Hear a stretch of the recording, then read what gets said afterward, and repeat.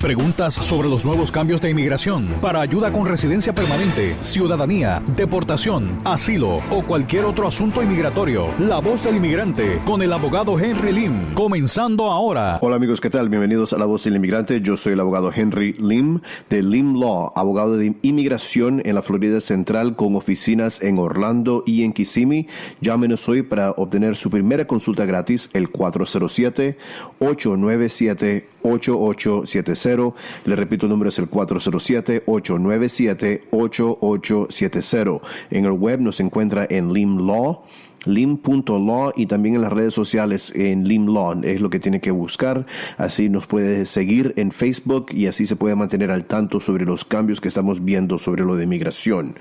Y nosotros vemos cambios todas las semanas. Con esta administración se están viendo los cambios todas las semanas, entonces es importantísimo mantenerse informado para ver cómo es que puede impactar su caso.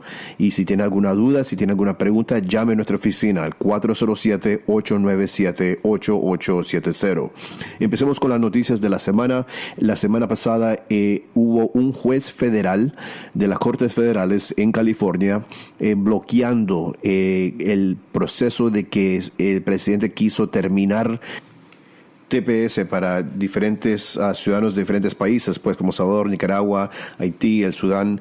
Entonces, este TPS que ya estaba programado ya terminar empezando a principios del 2019, se ha bloqueado hasta el momento. Entonces, lo que esto quiere decir de que el TPS va a seguir adelante para ciudadanos de esos países para mientras. Todavía no se sabe qué es lo que va a pasar.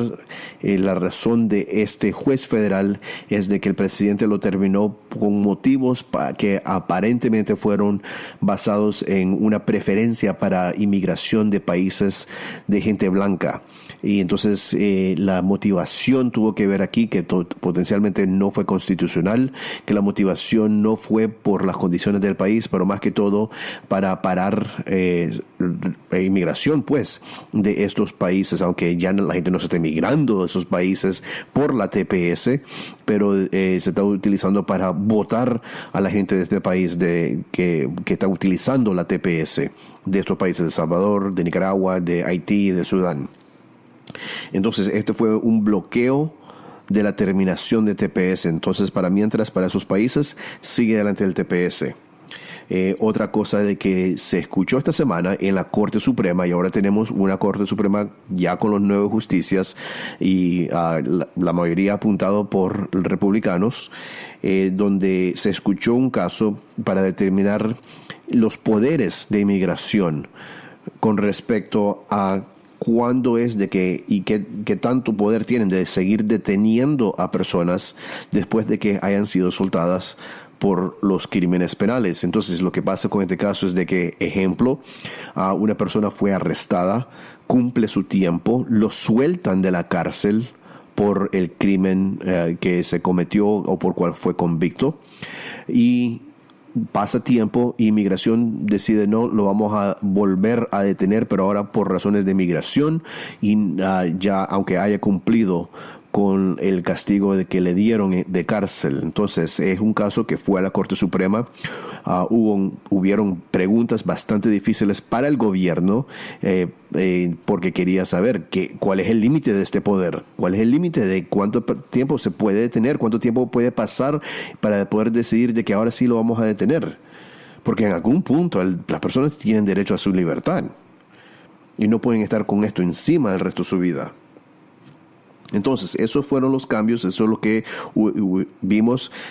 La semana pasada hablamos sobre los casos de que se está queriendo cambiar las cantidades para poder traer a algún inmigrante aquí. Hablamos sobre diferentes tipos de cambios que estamos viendo que se han propuesto pues para limitar a refugiados hacia el país, y estos dos últimos cambios son los últimos cambios pues de que aparentemente cada semana vamos a estar viendo cambios sobre lo de migración. Entonces es importante mantenerse informado, es importante saber qué impacto tenga su caso, y si tiene un caso es importante tener un abogado que esté al tanto sobre estos cambios. Y eso es algo de que desafortunadamente vemos demasiado errores en abogados, en notarios, en la gente que se llaman paralegales, pues, de que pretenden ser expertos de migración, pero actualmente no lo son. Si le preguntan qué tipo de leyes hacen, dicen, bueno, yo hago leyes de penales, divorcio, bancarrota y inmigración. ¿Cómo va a ser? Los cambios de lo de migración es tan complicado que no hay manera de poderse estudiar, pues, cómo es de que esto va a tener impacto en los casos para poder servir al cliente de la mejor manera posible. Nuestro bufete en Lim Law es el bufete más grande de toda Florida Central que se dedica solamente a inmigración. Somos el bufete con más abogados en toda Florida Central dedicados en un solo bufete solamente a inmigración. Porque eso es lo que respaldo que nosotros tenemos. Hasta tenemos un ex juez de inmigración que sirve con nuestro bufete, que ayuda a nuestro bufete, un ex juez de migración para ayudar en nuestros casos de asilo, para ayudar en nuestros casos de deportación. Este es el respaldo que nosotros le podemos proveer porque es importante, con todos cambios, con tantos cambios, es importantísimo tener un equipo que sepa cómo aplicar esos cambios en su caso para su favor. Entonces, esa es parte de la razón por cual les pido de que tengan cuidado cuando estén contratando esto. Yo manejando vi un rótulo en la calle, dice divorcio $99, inmigración, bancarrota, formularios, y hay un número de teléfono. ¿Cómo va a ser? ¿Cómo va a ser de que uno va a dejar su caso tan importante con el futuro de usted y su familia, más que todo su familia, dejársela en las manos de unas personas que pone un rótulo que dice que lo hace por $99? Eso es ilegal, es lo que es. Es inmoral, porque no es correcto que si la gente se ponga a estafar a gente con tanta ansiedad, porque esto causa mucha, que la gente se ponga ansiosa. Lo de migración es estresante. Lo sé porque yo lo he vivido. Yo me recuerdo teniendo orden de deportación, estar en proceso de deportación. Yo me recuerdo y regresándome a Miami para hacer una fila a las 4 de la mañana para buscar un permiso de trabajo. Yo sé la lucha y también sé lo que es pasar por abogados malos. Y por eso he dedicado toda mi carrera a hacer esto, para evitar de que la gente se caiga en ese tipo de trampa. Bueno, amigos, vamos a hablar sobre diferentes tipos de casos. Lo que vi esta semana, a mí siempre me gusta hablar sobre casos de que vimos en la oficina, porque si uno tiene una pregunta, es muy probable que hay mucha gente escuchando este programa que tengan preguntas parecidas. Y lo que me fijé esta semana en la oficina es de que me hicieron bastantes preguntas del por qué. ¿Por qué las cosas son así? ¿Por qué esto pasa así? ¿Por qué? ¿Por qué? ¿Por qué? Y está bien, la consulta es gratis por eso, porque le quiero explicar. Cuando yo le digo, ¿se puede hacer esto o no se puede hacer esto? Yo le voy a explicar por qué se puede o por qué no se puede. Entonces, una cosa de que vi es, me hicieron la pregunta, ¿por qué es de que voy a una corte de inmigración? ¿Por qué es proceso de deportación después de aplicar por un asilo? ¿Cómo va a ser de que el gobierno me está buscando cómo deportar?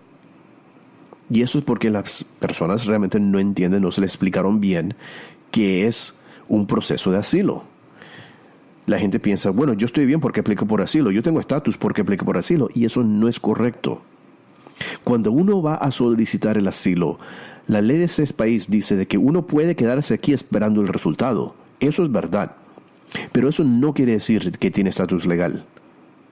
La gente después me dice, bueno, yo tengo permiso de trabajo. ¿Por qué no estoy legal? Yo tengo un permiso de trabajo.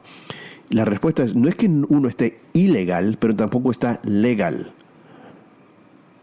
Y eso es la razón, porque cuando uno aplica por asilo y va a Miami para su entrevista, y pongámosle que Miami diga no, el próximo paso es ir a una corte de deportación para que un juez de inmigración escuche su caso. ¿Pero por qué? ¿Por qué lo mandan a una corte de deportación? Porque la mayoría de casos, cuando ya se tome la decisión sobre ese asilo, ya se le ha vencido los 6 meses de estadía que tuvo cuando entró como turista. Y al haberse acabado esos 6 meses, ya está fuera de estatus. La gente dice, pero ¿cómo va a ser? ¿Cómo va a ser? ¿Apliqué por asilo? Sí, aplicó por asilo. La ley le permite quedarse aquí esperando el resultado final. Y el resultado que le dieron fue de que no se lo iban a dar. Se le acabó su estatus legal, que es lo de turista, y por eso es de que ahora se lo están refiriendo a una corte de deportación. Uno no va a una corte de deportación si uno no es deportable. Y ese es el por qué. Es porque uno, cuando se le venza los 6 meses, ya está fuera de estatus, aunque tenga un asilo. Ahora, el tiempo de que uno pase esperando el asilo no cuenta como tiempo ilegal tampoco. Y eso es importante por si acaso alguien tenga que salir de los Estados Unidos para lograr otro tipo de visa, o algún día decide, ¿sabe qué? Ya no voy a continuar con el asilo, se mejoró las cosas, o se me presentó una oportunidad en otro país. Y entonces ya no tiene impacto. Si nunca pasó ilegal en el país, tampoco va a tener castigos que son por fuerza si uno sale de los Estados Unidos. Amigo, está sintonizado a La Voz del Inmigrante. Yo soy el abogado Henry Lim, abogado de inmigración en la Florida Central con Lim Law. Búsquenos en el web en lim.law. Ahí también puede encontrar este programa y otros programas anteriores de La Voz del Inmigrante. También síganos en Facebook en Lim Law, es lo que se tiene que buscar. Denos un like. Llame para obtener su primera consulta gratis en Orlando o en Kissimmee. El número de teléfono es el 407-897-8870. Le repito el número una vez más, 407-897-8870. Regresemos al tema pues sobre lo del asilo, porque la gente tiene mucha confusión con esto, ¿verdad?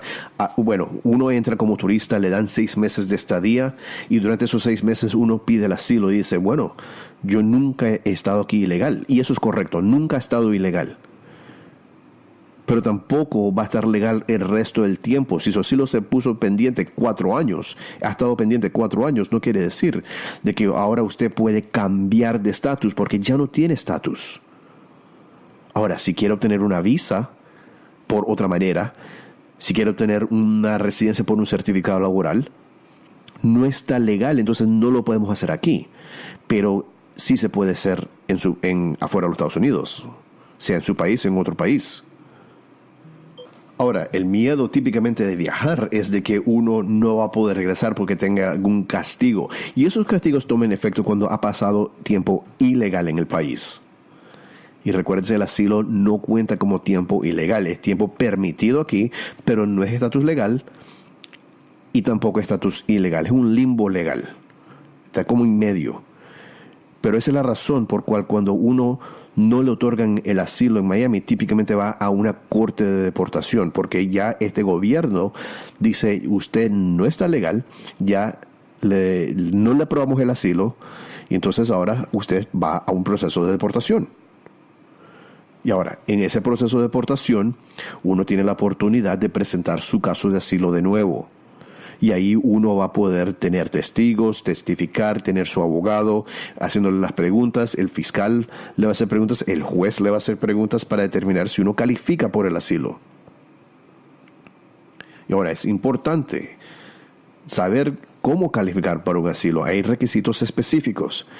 El error común que veo aquí es de que la gente se pone a hacer un borrador, se lo entregan a un notario, a un paralegal, a un conocido, y que yo hago esos trámites. Y lo que se ponen a hacer es traducir nada más. Y lo que no entienden es que la ley de asilo, y como cualquier otra ley, hay parámetros. Se tiene que cumplir con todos los parámetros, y esos parámetros tienen que estar incluidos en su historia. Y tiene que ser detallada para ser creíble. Yo veo gente diciendo, no, me dijeron que no aumentara mucho y que en la entrevista dijera todo. Error. O veo de que dice, no, yo solo me dijo que entregar la historia, me dijeron que estaba magnífico la historia. Pero sin analizar los parámetros. Los parámetros de ser perseguido. ¿Qué quiere decir persecución, particularmente en Florida? ¿Cómo se va a comprobar de que va a ser perseguido? Si es por razones políticas. Entonces, hay varios puntos que se tienen que cumplir dentro de la historia para poder calificar para el asilo. No es asunto de simplemente preparar un borrador, entregarla, darla a traducir y entregar eso como su solicitud. Ese es uno de los errores más grandes que vemos aquí. Tengan cuidado con su asilo, particularmente la comunidad venezolana ahorita que está aplicando bastante por el asilo. He visto bastantes colombianos de nuevo empezar a aplicar por asilo. Entonces tengan cuidado, no se dejen estafar y tampoco piensen que es la única alternativa. Busquemos una estrategia, eso es lo que hacemos en nuestro bufete. Le buscamos un plan A y un plan B, cualquier otro plan que se pueda hacer. Yo siempre le digo a mis clientes, nuestro trabajo aquí en nuestro bufete no es venderle al cliente, no es venderle a usted, es proveerle soluciones, proveerle alternativas y la decisión se la dejamos en sus manos. Esa es una de las diferencias con nuestro bufete. Ok, otra cosa que vi es ¿por qué no se le puede mentir a inmigración? Bueno, mentirle a inmigración es una de las peores cosas que se puede hacer. Y lo veo de diferentes maneras. Primero, lo más común es el fraude de matrimonio, donde la gente dice, bueno, estamos casados, pero realmente no viven juntos, no es pareja de verdad, se le está pagando a alguien. Y ese es error, que no se haga de esa manera. Yo entiendo la desesperación de que alguna gente tiene, pero esto no es correcto y realmente las consecuencias son por vida. Si migración lo agarra a uno haber cometido fraude de migración, el castigo de nunca poder lograr algún beneficio migratorio es por vida. No importa que en el próximo año usted se enamore, se case con el amor de su vida, no le van a dar la residencia porque se cometió fraude de matrimonio. Lo vemos también en omitir que uno ha sido arrestado. Omitir las entradas y las salidas de los Estados Unidos cuando estamos aplicando sobre solicitudes de la ciudadanía. Omitir de que se le debe al gobierno los impuestos. Omitir de que uno no ha pagado su child support, su soporte pues para los niños, su apoyo económico para los niños. Cuando uno se empieza a omitir esto y firma la solicitud, se está cometiendo fraude de nuevo. Y realmente no importa que alguien le dijo firme aquí, que alguien le preparó el formulario, que alguien le dijo que firmara. Usted está firmando y si es adulto, la responsabilidad es suya. Yo tengo clientes donde dicen, no, es que me pagué un abogado, contraté un abogado y me dijeron que firmara ahí. O dicen de que, no, yo solo, un notario me preparó esto, yo no sabía que estaba firmando. Usted sabe que aquí en este país las leyes son serias, no es como en otros países. Ese es el error de que mucha gente comete también. Piensa de que están en su país. En los Estados Unidos, esa firma y el proceso es importantísimo y no se juega con este proceso. No se juega con el proceso. Uno no puede decir, después lo arreglamos. No. Cuando uno viene, por ejemplo, con nuestro bufete aquí, es verdad, nuestros asistentes preparan los formularios, para eso tenemos asistentes. Pero cuando estén listos los formularios para ya firmar, es un abogado que lo va a averiguar con el cliente. Y vamos pregunta por pregunta para estar seguro de que la persona sepa qué es lo que está firmando. Yo le digo, por ejemplo, ahorita vamos a empezar a revisar la solicitud de usted, el ciudadano americano, para su esposa. Y vamos a ir pregunta por pregunta. Ahora estamos repasando el formulario de su esposa para su residencia. Y vamos, pregunta por pregunta. Ahora estamos revisando la solicitud del permiso de trabajo. ¿Está bien escrito el nombre aquí? ¿Esta es la fecha de nacimiento correcta? ¿Esta es la dirección correcta para que no se lo envíe a una dirección equivocada? Ahora estamos firmando el permiso de viaje. Es paso por paso explicándole bien a uno qué es lo que está firmando. Entiendo de que uno está confiando del abogado, pero a la misma vez uno tiene que averiguar también por su propia parte para estar seguro de que todo se está haciendo bien. Y esta es la razón por cual nosotros lo hacemos de esta manera. Nosotros tenemos varios abogados en nuestro bufete. ¿Por qué? Porque si algo me hace falta a mí, tengo una persona observándome y yo estoy observando a otra persona. ¿Okay? E igual cuando tenemos el ex juez de inmigración, Rafael Ortiz Segura. Entonces, lo estamos preparando un cliente para su asilo, estamos preparándolo para la corte. tenemos un ex juez de inmigración ahí guiando las preguntas, las respuestas para ver qué es la mejor manera de explicar la verdad. Nada de ponerse a inventar cosas. Estamos hablando de la verdad. Pero de qué forma expresarse de una manera que sea clara, que se entienda y que cumpla con la ley de que uno está buscando. Esta es la importancia de la preparación. Y también la importancia de hacer las cosas correctas. No es asunto, de nuevo, de simplemente llenar un formulario y firmarlo. Eso es lo que me dijeron que estaba bien. Me dijeron que la historia estaba bien. No, usted la firmó. Y usted básicamente está afirmando que esta es toda la verdad. Y ahora se está poniendo a explicar más cosas. Impacta su credibilidad. Y en los casos de asilo, muchas veces, esa credibilidad es lo único que uno tiene. Porque uno no va a tener una nota de Maduro diciéndole te estamos persiguiendo, te vamos a matar. No, las cosas no pasan así. Uno muchas veces no tiene el comprobante. El comprobante es su palabra. Pero tiene que tener fuerza esa palabra. Y la fuerza está en la consistencia de su historia. Que sea consistente internamente, que sea detallada. Y que cumpla con los parámetros de la ley del asilo. Amigos, está sintonizado La Voz del Inmigrante. Yo soy el abogado Henry Lim, abogado de inmigración en la Florida Central, con oficinas en Orlando y en Kissimmee. Llámenos hoy al 407-897-8870. Recuerden que en iTunes pueden encontrar el podcast de este programa para que puedan escuchar este mismo programa o programas de episodios del pasado, por si acaso le interesa alguno de los temas que estamos hablando. O llame a la oficina. Su primera consulta es gratis. Llame 407-897-8870. Bueno, se nos está acabando el tiempo, pero quiero contestar otras por qué. Me hacen la pregunta, ¿por qué hay que esperar tanto tiempo para lograr la residencia? Si me está pidiendo mi hermano, si me está pidiendo mi esposa residente, si me está pidiendo, si estoy pidiendo a un hijo, de verdad, mayor de edad, ¿por qué es que se demora tanto? La razón por cual se demora, porque en casi todos los casos hay una fecha de espera por el boletín de visa. El boletín de visa maneja quién puede aplicar para la residencia cuándo.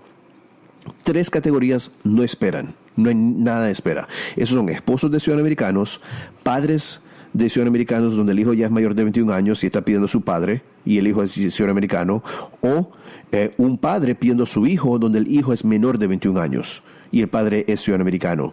Esas son las 3 categorías donde no hay espera. Se llaman familiares inmediatos.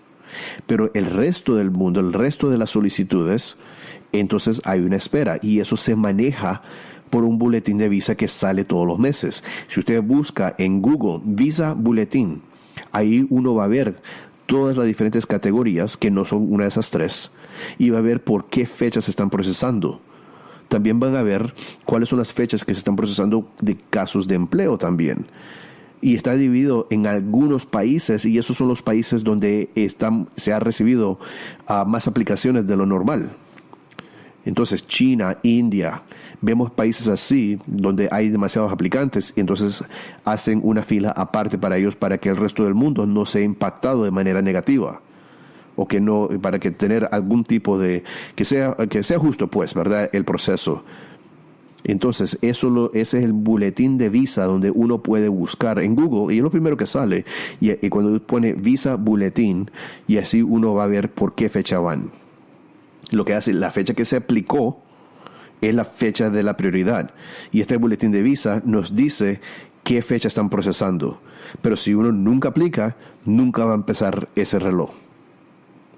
Bueno, otra pregunta que me han hecho es, ¿por qué no puedo viajar si tengo alguna historia penal? Bueno, lo que pasa es de que aquí en este país tenemos 2 diferentes tipos de leyes. Una ley que lo hace a uno inadmisible y algunas otras leyes que lo hace a uno deportable. Y algunos crímenes, y eso exige un análisis legal, algunos crímenes que hayan habido convicciones por esos crímenes, y eso puede ser también withheld adjudication para inmigración, es lo mismo de ser culpable. Y ese es otro error de que muchos abogados penalistas dicen, no, withholding of removal, esa no es una convicción. Y ellos consideran eso un caso ganado. Pero para migración, eso es terrible y es lo mismo como si uno se hubiera declarado culpable. Y entonces, al tener una convicción de algunos tipos de crímenes, tal vez no lo hacen a uno deportable, pero potencialmente lo hacen inadmisible, que quiere decir de que si cuando intenten regresar, ahí es donde le van a dar problemas. Y otro ejemplo también es si son deportables, el crimen cuando regrese se está llamando la atención. Y por eso hay que tener mucho cuidado cuando uno tenga algún tipo de historial penal, particularmente cuando esté viajando. Hay que obtener algún tipo de consejo legal para determinar los riesgos, pues, de viajar y si vale la pena. Y por último me han hecho la pregunta, ¿por qué me dieron la residencia por 2 años? Y cuando a mi vecino se la dieron por 10 años. Bueno, y si es un caso de matrimonio y cuando le otorguen la fecha de otorgarle la residencia, uno tiene menos de 2 años de estar casado, la residencia es condicional, que quiere decir que va a ser por 2 años. Si uno cuando le otorguen la residencia ya lleva más de 2 años de estar casado, le van a dar la de 10 años. Ahora, si le dan una de 2 años, 90 días antes de que le cumpla los 2 años el vencimiento, hay que aplicar para remover esas condiciones, comprobando que el matrimonio sigue, que siguen viviendo juntos, y si no, ¿por qué no? Okay, entonces hay que explicar bien, hay algunas opciones ahí, y si ya no están juntos, definitivamente tiene que buscar consejo legal. Pero si siguen juntos, hay que entregar todos los comprobantes desde la fecha de la residencia hasta la fecha de la solicitud para remover las condiciones, comprobantes de que actualmente siguieron viviendo juntos y siguen viviendo juntos. Y esta es la diferencia. Todo depende en cuándo le otorguen la residencia y ven cuánto tiempo uno ya ha estado casado en ese día para determinar si la residencia es condicional por 2 años o si ella es la permanente por 10 años. Amigos, gracias por haber sintonizado La Voz del Inmigrante. Yo soy el abogado Henry Lim con Lim Law, abogado de inmigración aquí en la Florida Central con oficinas en Orlando y en Kissimmee. Llámenos hoy al 407-897-8870. Le repito, el número es el 407-897-8870. En el web nos encuentra en lim.law y también en las redes sociales en Lim Law. Recuérdense que la primera consulta es gratis. Llámenos hoy 407-897-8870. Muchas gracias, amigos. Preguntas sobre los nuevos cambios de inmigración. Para ayuda con residencia permanente, ciudadanía, deportación, asilo o cualquier otro asunto migratorio, sintoniza La Voz del Inmigrante con el abogado Henry Lim. Este y todos los sábados de 7:30 a 8 de la mañana por 98.1 Salsa y más.